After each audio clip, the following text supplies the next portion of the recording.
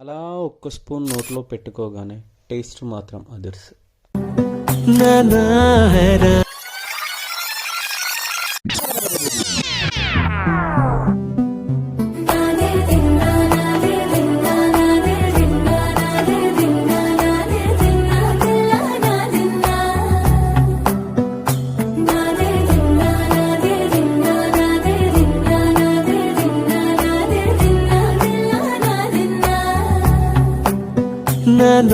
హైరానా ప్రియమైన హైరానా మొదలైనాలోనా లలనా నీ వలనా నానా హైరానా అరుదైన హైరానా నెమలి కలుపులకింతై నా చెంపలు నిమిరేనా. ఫైనల్ టచ్లో మసాలా యాడ్ చేసుకొని అలా కొత్తిమీర వేసి కలిపేస్తే మన గోబీ రైస్ రెడీ అయింది.